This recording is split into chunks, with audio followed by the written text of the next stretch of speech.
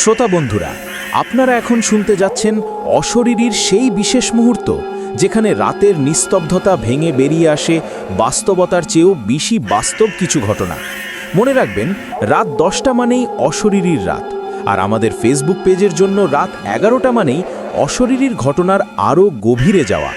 আজকের এপিসোড 54। আজ আমি আপনাদের শোনাবো দুটি এমন ঘটনা যেগুলো শোনার পর আপনার ঘরের কোণে পড়ে থাকা ছায়াগুলোও সন্দেহের দৃষ্টিতে দেখবেন। আপনার জানালার বাইরের অন্ধকার যেন শুধু অন্ধকার নয়, যেন অসংখ্য চোখ। আজকের প্রথম ঘটনাটি এসেছে ঢাকার মেট্রো রেল নির্মাণস্থল থেকে, যেখানে উন্নয়নের আড়ালে লুকিয়ে ছিল এক বিভৎস সত্যি ভৌতিক সত্য। আর দ্বিতীয় ঘটনাটি এসেছে রংপুর জেলার একটি পুরনো থিয়েটার হলকে কেন্দ্র করে ঘটে যাওয়া ভয়ঙ্কর সত্যি ঘটনা, যা শুনলে আপনি কখনো থিয়েটারে যাওয়ার সাহস করবেন না। প্রতিটি ঘটনা এতটাই বিস্তারিত, এতটাই গভীরে যাবে যে আপনি শুনতে শুনতে নিজেই সেই জায়গায় উপস্থিত হয়ে যাবেন। তাহলে সময় নষ্ট না করে শুরু করা যাক। ঘটনা শুরু করার আগে একটা ছোট্ট অনুরোধ, যারা এখনও অশরীরী পরিবারে যুক্ত হননি তারা প্লিজ সাবস্ক্রাইব বাটন ও পাশের বেল আইকন টিপে অল নোটিফিকেশন অন করে নিন, কারণ আজকের ঘটনাগুলো এতটাই ভয়ঙ্কর যে শুনে আপনি হয়তো আর ফিরে আসার সাহস পাবেন না। আর যারা আগে থেকেই সাবস্ক্রাইবার, তারা আজকের ঘটনায় রেটিং দিতে লাইক বাটনে ক্লিক করুন এবং কমেন্টে লিখুন আমি প্রস্তুত, যদি আপনি আজকের আতঙ্ক সহ্য করার সাহস রাখেন। প্রথম ঘটনা, ঢাকা মেট্রো রেলের নিচে লেবারদের কান্না যেখানে কখনো থামেনি। এই ঘটনাটি আমাদের পাঠিয়েছেন মোহাম্মদ সাকিব। মোহাম্মদ সাকিব ঢাকার উত্তরা সেক্টর 15-র বাসিন্দা এবং একজন সিভিল ইঞ্জিনিয়ার, যিনি মেট্রো রেল প্রকল্পের সাথে অস্থায়ীভাবে যুক্ত ছিলেন। অসংখ্য ধন্যবাদ সাকিব ভাইকে তার সাহসের জন্য, এই কলঙ্কিত ইতিহাস আমাদের সাথে ভাগ করে নেওয়ার জন্য। এই ঘটনাটি শুধু একটি ভৌতিক ঘটনা নয়, এটি একটি পুরো প্রকল্প, শতাধিক শ্রমিক এবং তাদের পরিবারের ট্র্যাজেডি, যা 2021 সাল থেকে আজ 2024 সাল পর্যন্ত টানা ঘটে চলেছে। সাকিব ভাইয়ের ভাষায় আজ আমি আপনাদের সামনে এই ঘটনা তুলে ধরছি। ঘটনার স্থান ঢাকার আগারগাঁও থেকে মতিঝিল পর্যন্ত মেট্রো রেলের উত্তোলিত সেকশনের একটি নির্দিষ্ট অংশ, বিশেষ করে সেগুন বাগিচার নিকটবর্তী যে অংশটি একটি পুরনো কবরস্থানের পাশ দিয়ে গেছে। সময় 2021 সালের অক্টোবর মাস। মেট্রো রেলের কাজ তখন পুরো দমে চলছে। রাত দুপুর পর্যন্ত চলত শ্রমিকদের শিফট। স্থানীয়ভাবে যেসব শ্রমিক নিয়োগ দেওয়া হয়েছিল তাদের মধ্যে অনেকেই ছিল আশেপাশের গ্রাম থেকে আসা তরুণ যুবক। তাদের মধ্যে একজন ছিল রহিম, পরিবর্তিত নাম, বয়স 22, রংপুরের গাইবান্ধা জেলার এক দরিদ্র পরিবারের সন্তান। সে তার পরিবারের ভরণ পোষণের জন্য এই কাজে যোগ দেয়।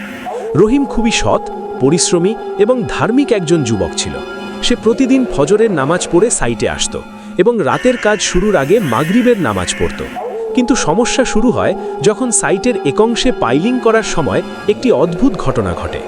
সাকিব বলেন, ওই অংশটিতে যতবারই পাইল ড্রাইভিং করার চেষ্টা করা হতো ততবারই মেশিন বিকল হয়ে যেত। প্রথমে আমরা মনে করলাম মেশিনের টেকনিক্যাল সমস্যা, কিন্তু একদিন রাতের শিফটে যখন রহিম সহ আরও 5 জন শ্রমিক কংক্রিট মিশ্রণের কাজ করছিল, হঠাৎই তারা একটি করুণ কান্নার শব্দ শুনতে পায়। শব্দটা আসছিল মাটির নিচ থেকে। রহিম প্রথমে ভেবেছিল হয়তো কুকুর বা বিড়ালের শব্দ, কিন্তু শব্দটা ক্রমেই স্পষ্ট হতে থাকে। এটি ছিল একজন নারীর কান্না। বাংলায় সে বলছিল, ওঠো, আমাকে ওঠাও, আমি শ্বাস নিতে পারছি না। রহিম ভয়ে তার সাথী মজিবরকে ডাকে। মজিবরও শুনতে পায়। তারা ফোরম্যানকে জানায়। ফোরম্যান প্রথমে তাদের বকা দেয়, বলে তোমরা ভূতের গল্প শুনে কাজে মন দিচ্ছ না। কিন্তু পরের রাতেই ফোরম্যান নিজে একই কান্না শুনতে পায়। কিন্তু প্রকল্পের সময়সীমা এতটাই গুরুত্বপূর্ণ ছিল যে উচ্চ পর্যায়ে থেকে নির্দেশ আসে যে কোনো মূল্যে কাজ চালিয়ে যাওয়ার। তারা স্থানীয় এক পীরের কাছে যায়, যিনি বলেন যে এই জমিতে অনেক পুরনো কবর আছে যেগুলো ডকুমেন্টেড নয়। বিশেষ করে ব্রিটিশ আমলের একটি গণকবর আছে যেখানে একবার প্লেগ রোগে মারা যাওয়া অনেক লাশ একসাথে পুঁতে ফেলা হয়েছিল।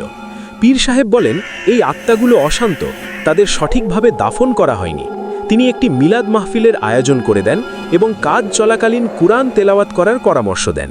কিন্তু প্রকল্প ম্যানেজমেন্ট এতে আপত্তি জানায়, কারণ এর ফলে কাজের গতি কমে যাবে। তারা পীর সাহেবকে উড়িয়ে দেয়।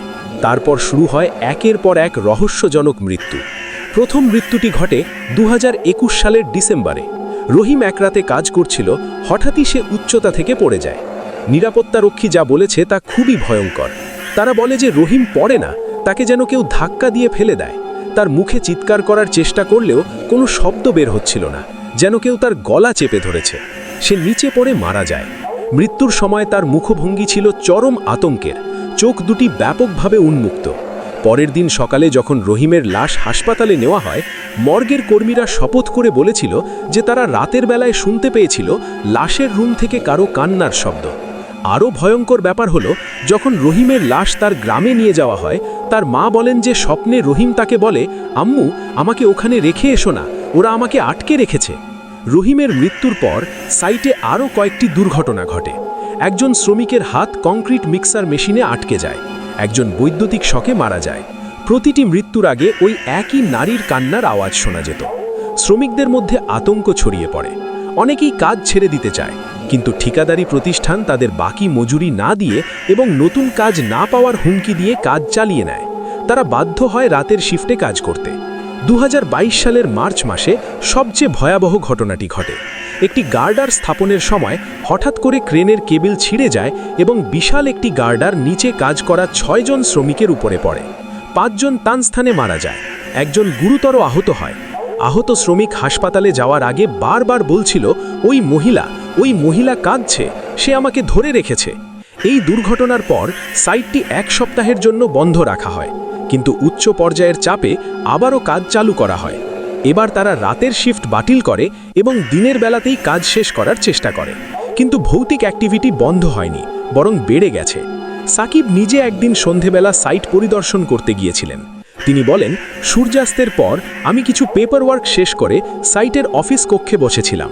হঠাৎ আমি স্পষ্ট শুনতে পেলাম একজন নারী বাংলায় বলছে, এখানে আমার সন্তান আছে, তাকে খুঁজে বের করো। আমি বাইরে গিয়ে দেখি কেউ নেই। তখনও কয়েকজন শ্রমিক ছিল, তারা বলল যে তারা প্রায়ই এমন শব্দ শোনে, বিশেষ করে যে অংশে রহিম মারা গিয়েছিল। সেখানে একদিন আমরা একটি ডিজিটাল ভয়েস রেকর্ডার নিয়ে গিয়েছিলাম, রাতের বেলায় সেখানে রেখে দিই। পরের দিন যখন আমরা চেক করি, তাতে স্পষ্ট একটি নারীর কান্না এবং কথার স্নিপেট রেকর্ড হয়েছে। সে বলছিল, ওরা আমাদের উপর দিয়ে রেল বানাচ্ছে, আমরা শান্তি পাবো না। আমরা ভয়ে সেই রেকর্ডিং মুছে দিই। 2023 সালের দিকে মেট্রো রেলের কাজ প্রায় শেষের দিকে, কিন্তু যেসব শ্রমিক সেখানে কাজ করেছে তাদের অনেকের সঙ্গেই আজ পর্যন্ত অদ্ভুত ঘটনা ঘটে চলেছে। সাকিবের কথায়, রহিমের বন্ধু মুজিবর, যে এখন অন্য একটি নির্মাণ সাইটে কাজ করে, সে প্রতি শুক্রবার রাতে স্বপ্নে রহিমকে দেখে। রহিম তাকে বলে, আমাকে সাহায্য করো, আমার কবরটা ঠিক করে দাও। মুজিবর স্থানীয় ইমামের সাথে পরামর্শ করে, কিন্তু তারা ঠিক করে উঠতে পারেনি যে কবরটা কোথায়, কারণ রহিমকে তার নিজ গ্রামে দাফন করা হয়েছে। কিন্তু স্বপ্নে রহিম বলে, আমার দেহ সেখানে, কিন্তু আমার কিছু অংশ সেখানে আটকে আছে। সবচেয়ে মর্মান্তিক ঘটনাটি ঘটে 2024 সালের জানুয়ারিতে, যখন মেট্রো রেল চালু হয়। প্রথম কয়েক সপ্তাহ সব ঠিকঠাক চললেও সেগুন বাগিচার নিকটবর্তী স্টেশনে একটি অদ্ভুত ঘটনা ঘটে। একজন যাত্রী, একজন মধ্যবয়সী মহিলা স্টেশনে দাঁড়িয়ে থাকা অবস্থায় হঠাৎ জোরালোভাবে কেঁদে ওঠেন এবং বলেন যে তিনি একজন তরুণ ছেলেকে দেখতে পাচ্ছেন, যে তাকে হাত দিয়ে ইশারা করছে। তিনি বলেন, ছেলেটি একটি নির্মাণ শ্রমিকের পোশাক পরা এবং তার শরীর থেকে রক্ত ঝরছে। স্টেশন মাস্টার প্রথমে এটাকে মানসিক সমস্যা ভেবে উপেক্ষা করেন, কিন্তু পরের কয়েকদিনে একই স্টেশনে কমপক্ষে 5 জন যাত্রী একই রকম অভিজ্ঞতার কথা বলেন। তারা সকলেই একটি নারীর কান্না শোনার কথা বলেন, যা ট্রেন আসার শব্দের মধ্যেও স্পষ্ট শোনা যায়। সাকিব এবং তার কিছু সহকর্মী গোপনে একটি তদন্ত শুরু করেন। তারা স্থানীয় প্রবীণদের সাথে কথা বলে জানতে পারেন যে জাপানি যুদ্ধের সময় ওই এলাকায় একটি গণকবর ছিল, যেখানে অনেক নারী ও শিশুকে জীবন্ত সমাহিত করা হয়েছিল। আবার কারো কারো মতে সেখানে একটি পুরনো বদ্ধভূমি ছিল। মেট্রো রেলের পাইলিং এবং গভীর ভিত্তি কাজের সময় সেই কবরগুলো অঘোষিতভাবেই বিঘ্নিত হয়েছে। সাকিবের শেষ মেসেজ খুবই মর্মস্পর্শী।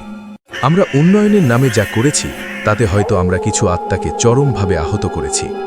রাত যখন 10টা বাজে এবং মেট্রো রেলের শেষ ট্রেনটি চলে যায়, তখনও যদি আপনি কান পেতে থাকেন, আপনি হয়তো শুনতে পাবেন একটি মায়ের কান্না এবং একদল তরুণ শ্রমিকের হাহাকার, যারা উন্নয়নের বলি হয়ে এখনও সেই স্টেশনের নিচে আটকা পড়ে আছে। আমি প্রায়ই স্বপ্নে রহিমকে দেখি। সে বলে, স্যার, টিকিট কাটলাম, কিন্তু ট্রেনে উঠতে পারছি না। এই ঘটনা 100% সত্য। আমি আমার চাকরির জন্য এটাকে চেপে যেতে বাধ্য হয়েছি, কিন্তু আমার বিবেক আমাকে কাঁবায়। এই ছিল আজকের প্রথম ঘটনা। এই ঘটনাটিতে উন্নয়ন ও অতীতের সংঘাত কিভাবে বর্তমানকে অভিশপ্ত করে রাখে তা আমরা দেখলাম। শ্রমিকদের সেই আত্মারা কি কখনো শান্তি পাবে, নাকি প্রতিটি প্যাসেঞ্জার ট্রেনের চাকার নিচে তাদের চাপা কান্না আরও জোরালো হবে? চিন্তা করে দেখুন, যখন অগ্রগতি মূল্য দেয় কিছু নির্মম বলি, তখন সেই বলিরা ফিরে আসে স্মৃতি হিসাবে নয়, অভিশাপ হিসাবে। ঘটনাটি কেমন লাগলো অবশ্যই কমেন্ট বক্সে জানাবেন। আপনারা কী ধরনের ঘটনা শুনতে চান সেটাও কমেন্ট বক্সে জানাবেন। অশরীরী কখনই কালো জাদু, অন্ধবিশ্বাস, কুসংস্কারকে প্রমোট করে না। আর অশরীরী সকল ঘটনা আপনি বিশ্বাস করবেন কি করবেন না সেটা একান্তই আপনার নিজের ব্যাপার। তবে বিনোদন হিসাবে নেওয়াই হবে বুদ্ধিমানের কাজ। এখানে গল্প নয়, ঘটনা শোনানো হয়। রাত 10টা মানেই অশরীরীর রাত। এখন চলুন দ্বিতীয় ঘটনায়, যেখানে সংস্কৃতির আড়ালে লুকিয়েছিল এক বিকৃত সত্য। দ্বিতীয় ঘটনা, রংপুরের নাট্যঘর, যেখানে প্রতিটি অভিনয় ছিল বাস্তব। দ্বিতীয় ঘটনাটি আমাদের পাঠিয়েছেন প্রিয়াঙ্কা রায়। প্রিয়াঙ্কা রংপুর শহরের একজন কলেজ শিক্ষিকা এবং স্থানীয় থিয়েটার গ্রুপের সাথে জড়িত। তিনি যা দেখেছেন এবং শুনেছেন তা তাকে মানসিকভাবে প্রচণ্ড বিপর্যস্ত করেছে। অসংখ্য ধন্যবাদ প্রিয়াঙ্কা দিদিকে আপনার এই ভয়ঙ্কর সত্য আমাদের সামনে তুলে ধরার জন্য। এটি শুধু একটি ভৌতিক ঘটনা নয়, এটি একটি সাংস্কৃতিক প্রতিষ্ঠানের পতনের মর্মান্তিক ইতিহাস, যা 2019 সাল থেকে 2024 সাল পর্যন্ত টানা ঘটে চলেছে। এবং আমি আপনাকে সতর্ক করে দিচ্ছি, এই ঘটনার বিস্তারিত এতটাই বিকট ও মনস্তাত্ত্বিকভাবে বিপর্যয়কর যে অনেকের জন্য অসহনীয় হতে পারে। যদি আপনার মানসিক অবস্থা স্থির না থাকে, এখনই ভিডিওটি বন্ধ করে দিন, কারণ আমরা এখন যেখানে ঢুকতে যাচ্ছি সেখান থেকে ফিরে আসার পথ সবার জন্য উন্মুক্ত নয়। বিস্তারিত পটভূমি। রংপুর শহরের হৃদয়স্থলে একটি পুরনো ও ঐতিহ্যবাহী পাড়ায় অবস্থিত মিলন নাট্যঘর, পরিবর্তিত নাম। এটি একটি দোতলা ভবন, ব্রিটিশ আমলের স্থাপত্য, যা 1940 সালে প্রথমে একটি জমিদার বাড়ি হিসাবে ব্যবহৃত হতো। পরে 1970-এর দিকে এটি একটি সিনেমা হল হিসাবে ব্যবহৃত হতো। 1990 সালে একদল সাংস্কৃতিক কর্মী এটি লিজ নিয়ে একটি থিয়েটার হলে রূপান্তরিত করে। এর মঞ্চ ছিল বিশাল, দর্শক ধারণ ক্ষমতা ছিল প্রায় 500, এবং এর পিছনে ছিল বিস্তৃত ব্যাকস্টেজ এরিয়া, ড্রেসিং রুম এবং একটি পুরনো প্রপ রুম যেখানে নাটকের সেট তৈরির জিনিসপত্র রাখা হতো। স্থানীয়ভাবে এটি ছিল সাংস্কৃতিক কর্মকাণ্ডের কেন্দ্র, কিন্তু এই প্রাণবন্ত স্থানের পিছনে লুকিয়েছিল একটি অন্ধকার ইতিহাস। জানা যায়, জমিদার আমলে এই ভবনে জমিদার তার এক স্ত্রীকে সন্দেহের বশবর্তী হয়ে জীবন্তই পাশরা বন্ধ করে রেখে দিয়েছিল, যেখানে সে মারা যায়। আবার সিনেমা হলের যুগে 1978 সালে এক ভয়াবহ অগ্নিকাণ্ডে 20 জন দর্শক মারা যায়, বিশেষ করে ব্যালকনি শেয়ার। স্থানীয় লিগদ্বন্দ্ব বলে সেই সব আত্মা এখনও সেখানে আটকা পড়ে আছে। কিন্তু আসল ট্র্যাজেডি শুরু হয় 2019 সালে, যখন একটি নতুন ও প্রগতিশীল থিয়েটার গ্রুপ, প্রগতিশিল্পী গোষ্ঠী মিলন নাট্যঘরের দায়িত্ব নেয়। তাদের নেতৃত্বে ছিলেন কর্নেল, পরিবর্তিত নাম, একজন প্রখ্যাত নাট্যকার ও নির্দেশক, যিনি রাজনৈতিক ও সাহসী বিষয়বস্তু নিয়ে নাটক করতে পছন্দ করতেন। তার সাথে ছিলেন প্রধান অভিনেত্রী মৌ, পরিবর্তিত নাম, অত্যন্ত প্রতিভাবান কিন্তু মানসিকভাবে অস্থির একটি তরুণী, এবং ছিলেন রানা, পরিবর্তিত নাম, একজন উত্থাখাসী তরুণ অভিনেতা যার চোখে ছিল খ্যাতির নেশা। কর্নেল শুধু নাটকই চাইতেন না, তিনি চাইতেন পরিপূর্ণ রিয়েলিজম। তিনি বিশ্বাস করতেন দর্শককে কাঁদাতে বা ভয় দেখাতে হলে অভিনয়ের বদলে বাস্তব আবেগ দরকার। এই ভুল ধারণাই ছিল সবকিছুর শুরু। প্রিয়াঙ্কার বর্ণনায়, আমি তখন নাট্যঘরের সাথে যুক্ত ছিলাম না, কিন্তু আমার ছাত্রী মৌ সেখানে অভিনয় করত। সে একদিন কাঁদতে কাঁদতে আমার কাছে এসে বলল, ম্যাডাম, আমি আর পারছি না। কর্নেল স্যার বলছেন, ভেতরের ভয়টা বের করতে হলে আসল ভয়ের মধ্য দিয়ে যেতে হবে। আমি প্রথমে বুঝিনি, পরে জানতে পারি কর্নেল অভিনেতাদের ওপর মেথড অ্যাক্টিংয়ের নামে মানসিক ও শারীরিক নির্যাতন শুরু করেন। যেমন একটি ভৌতিক নাটকের জন্য তিনি রানা ও মৌকে রাত দুপুর পর্যন্ত ব্যাকস্টেজের একটি অন্ধকার কক্ষে বন্ধ করে রাখতেন, শুধু একটি মোমবাতি জ্বালিয়ে। তাদের বলতেন, ওই ঘরে একটি আত্মা আছে, তার সাথে কথা বলো। অথবা একটি ট্র্যাজেডি নাটকের জন্য মৌকে 3 দিন খেতে দেননি, যাতে সে প্রকৃতপক্ষে দুর্বল ও হতাশ বোধ করে। 2020 সালের শুরুতে কর্নেল একটি নির্দিষ্ট নাটক নিয়ে কাজ শুরু করেন, নাম অন্ধকারের মুখ। এটি ছিল একটি অতিপ্রাকৃত থ্রিলার, যেখানে একটি থিয়েটার গ্রুপ ভুতুরে মঞ্চে আটকা পড়ে এবং ধীরে ধীরে সবাই মারা যায়। কর্নেল এই নাটকটিকে ইমার্সিভ থিয়েটার হিসেবে উল্লেখ করেন, যেখানে দর্শকরাও অংশ নেবেন, কিন্তু তার পদ্ধতি ছিল চরম ভয়ঙ্কর।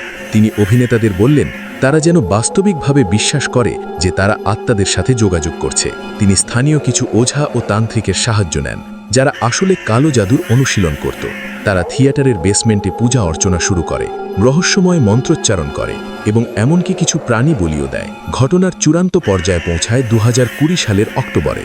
প্রিয়াঙ্কা বলেন, মৌ একদিন আমাকে ফোন করে বলল, দিদি, ওরা আমাকে বলেছে আমি যদি পুরোপুরি মেয়েটার চরিত্রে ডুবে যেতে চাই তাহলে আমাকে ওই আত্মার সাথে একটা চুক্তি করতে হবে।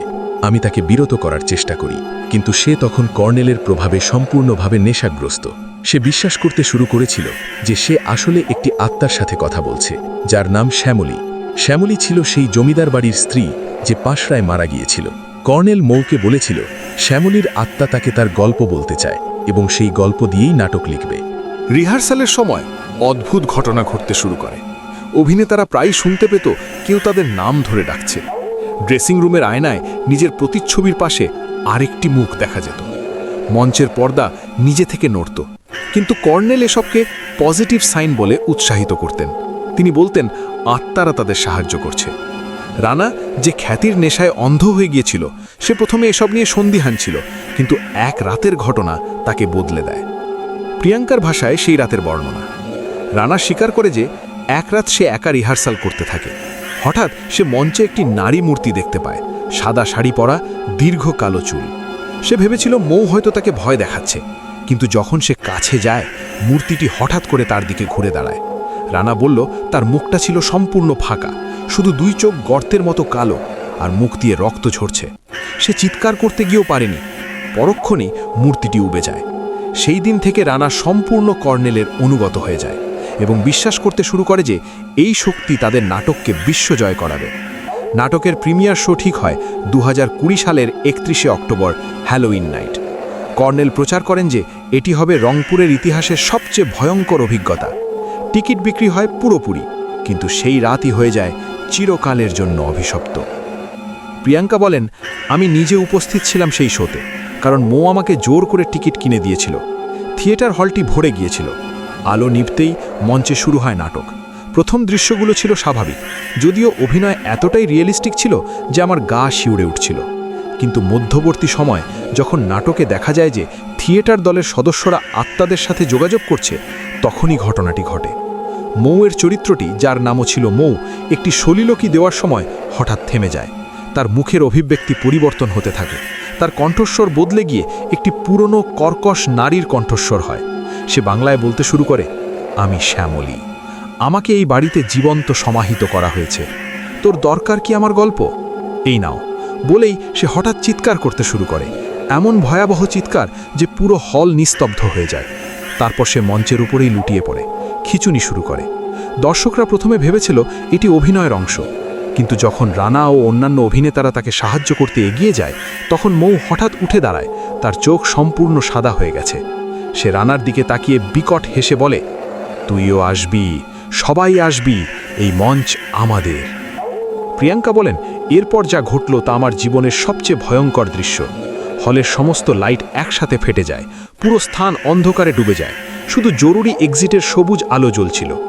দর্শকরা আতঙ্কে চিৎকার করে বের হওয়ার চেষ্টা করে, কিন্তু দরজাগুলো যেন শক্ত করে বন্ধ হয়ে গেছে। হঠাৎ মঞ্চ থেকে একটানা হাসির শব্দ ভেসে আসে। শুধু একজন নারীর নয়, অনেকগুলো কণ্ঠের হাসি, পুরুষ ও শিশুরও। সেই সাথে শোনা যায় কান্না আর চিৎকার। আমি আমার ফোনের টর্চ জ্বালিয়ে দেখলাম মঞ্চের পর্দা নিজে থেকে নড়ছে, যেন সেখানে কেউ ইনভিজিবল আছে। মৌ তখনও দাঁড়িয়ে আছে, তার মুখে সেই বিকট হাসি। তারপর হঠাৎ করেই সে মঞ্চের কাঠের ফ্লোর ভেঙে নিচে পড়ে যায়। আমরা পরে জানতে পারি সেখানে একটি পুরনো ট্র্যাপডোর ছিল যা বহুদিন বন্ধ ছিল। সেই রাতে চরম বিশৃঙ্খলার মধ্যে পুলিশ ও ফায়ার ব্রিগেড আসে, দরজা ভেঙে দর্শকদের উদ্ধার করে। মৌকে হাসপাতালে নেওয়া হয়, কিন্তু তার মস্তিষ্ক মারাত্মকভাবে ক্ষতিগ্রস্ত হয়। সে কোমায় চলে যায়। রানা ও কর্নেল সহ আরও কয়েকজন অভিনেতা গুরুতর মানসিক আঘাতপ্রাপ্ত হয়। কর্নেল পুলিশি জেরায় স্বীকার করে যে তিনি কালো জাদুর সাহায্য নিয়েছিলেন, কিন্তু তিনি নিয়ন্ত্রণ হারিয়ে ফেলেন। তিনি বলেন, শ্যামলী শুধু একটি নাম ছিল না, সে সত্যিই সেখানে ছিল এবং সে আমাদের সবাইকে ব্যবহার করেছে তার প্রতিশোধ নেওয়ার জন্য। শোয়ের পর থেকেই মিলন নাট্যঘর সম্পূর্ণরূপে বন্ধ হয়ে যায়, কিন্তু ভৌতিক ঘটনা থামেনি, বরং বেড়েছে।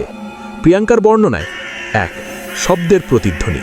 যারা থিয়েটারের আশেপাশে দিয়ে যায় তারা প্রায়ই নাটকের সংলাপ, হাসি এবং চিৎকার শুনতে পায়, বিশেষ করে রাত 11টার পর। স্থানীয়রা শপথ করে বলে যে তারা মৌয়ের সেই বিকট কণ্ঠস্বর শুনেছে, এই মঞ্চ আমাদের। 2. ছায়ামূর্তি ও দৃশ্যমান অ্যাপারিশনস। রাতের বেলা থিয়েটারের ভাঙা জানালা দিয়ে কেউ কেউ সাদা পোশাক পরা মানুষের ছায়া দেখতে পায়, যারা মঞ্চে দাঁড়িয়ে থাকে। একবার কিছু সাহসী যুবক ভিতরে ঢুকেছিল। তারা একটি ভিডিও তুলেছিল যাতে দেখা যায় একটি মহিলার মূর্তি দ্রুত মঞ্চের এক পাশ থেকে অন্য পাশে চলছে। ভিডিওটি হঠাৎ ইন্টারফিয়ারেন্সে ভরে যায় এবং শেষ হয় একটি করুণ আর্তনাদে। 3. শারীরিক আক্রমণ, মঞ্চের হাত। 2022 সালে একটি টেলিভিশন চ্যানেলের রিপোর্টিং টিম সেখানে যায়। দিনের বেলা তাদের ক্যামেরাম্যান হঠাৎ বলে যে কেউ তার পিঠে হাত দিয়েছে। যখন তারা রিভিউ করে, ফুটেজে দেখা যায় একটি স্বচ্ছ মহিলার হাতের আকৃতি ক্যামেরাম্যানের কাঁধে রয়েছে। সেই রিপোর্টারটি পরে 1 সপ্তাহ ধরে ভয়াবহ মাথা ব্যথা ও জ্বরে ভোগে। 4. মানসিক প্রভাব, শ্যামলীর আমন্ত্রণ। যে কেউ সেখানে দীর্ঘক্ষণ থাকে সে একটি অদৃশ্য প্রলোভন বা ডাক অনুভব করে মঞ্চের দিকে যাওয়ার।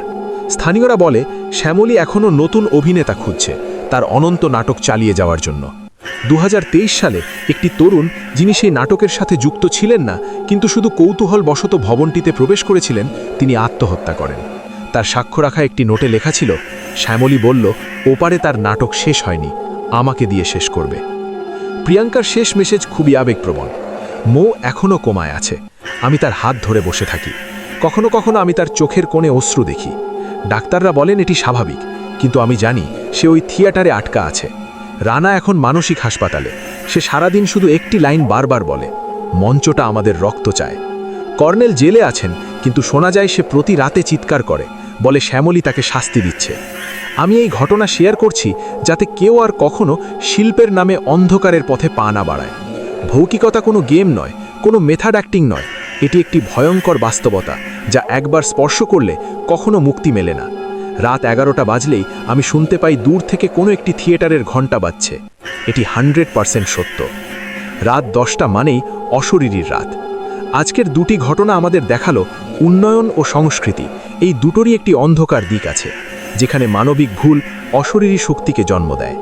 ঢাকার মেট্রো রেলের নিচে শ্রমিকদের আত্মা এবং রংপুরের নাট্যঘরের শ্যামলী দুজনেই আমাদের মনে করিয়ে দেয় যে আমরা যদি অতীত ও মানবতাকে সম্মান না রাখি, তাহলে সেই আত্মারা আমাদের বর্তমানকে অভিশপ্ত করে রাখবে।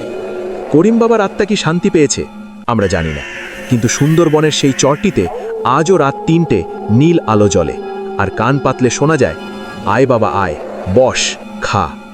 এবার একটু পিছন ফিরে তাকান, নিশ্চয়ই কেউ নেই, কিন্তু যদি থেকে থাকে তাহলে মনে রাখবেন, রাত 10টা মানেই অশরীরীর রাত। আপনারা কেউ যদি এমন কোনো অভিজ্ঞতার শিকার হয়ে থাকেন যা বিশ্বাস করতেও কষ্ট হয়, তা আমাদের সাথে শেয়ার করতে পারেন। আমাদের ইমেল বা সোশ্যাল মিডিয়ায় জানাবেন। আমাদের ইমেল অ্যাড্রেস হলো oshoririofficial@gmail.com। আগামীকাল রাত 10টায় আবারও দেখা হবে নতুন কোনো ভয়ের ঘটনা নিয়ে। সে পর্যন্ত ভালো থাকুন, সুস্থ থাকুন, সুন্দর থাকুন, নিরাপদে থাকুন। শুভরাত্রি।